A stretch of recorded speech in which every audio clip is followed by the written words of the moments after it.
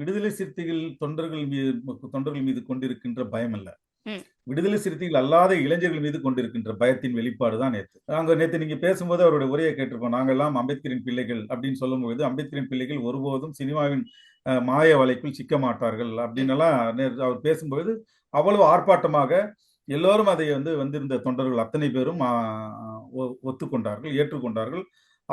அவர்களுடைய கரகோஷங்களின் மூலமாக அதை வரவேற்றார்கள். அப்படின்னா விடுதலை சிறுத்தைகளின் தொண்டர்கள், விடுதலை சிறுத்தைகளின் அடிமட்டத்தில் இருக்கக்கூடிய தோழர்கள் அத்தனை பேருமே ஒரு தெளிவோடு இருக்காங்க. அந்த தெளிவோடு இருக்கிறதா தான் நேற்று லட்சக்கணக்கான மக்கள் அந்த பேரணியில கூடினாங்க. ம். அப்போ விஜய் என்கின்ற ஒரு நடிகரின் வருகைக்கு தலித் மக்களும் அல்லது விடுதலை சிறுத்தைகளும் பலியாவார்கள் என்பது ஒரு கற்பனை தான். ம். ஆனால் சினிமாவின் ஆசை எல்லா சமூகத்திலும் இருக்குது. அது தலித் மக்களுக்கு மட்டும்தான் இருக்கு அப்படின்னு சொல்ல முடியாது. ம். சினிமா ஹீரோக்களை கொண்டாடுகின்ற இந்த பழக்கம் எல்லா சமூகங்களிடம் இருக்கு. அது படித்தவர்கள்கிட்டயும் இருக்கு, படிக்காதவர்கள்கிட்டயும் இருக்கு.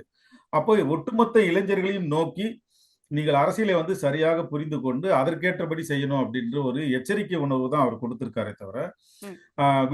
விஜய் மீது இருக்கக்கூடிய ஒரு தனிப்பட்ட பயம் என்று அதை நீங்க சொல்லக்கூடாது.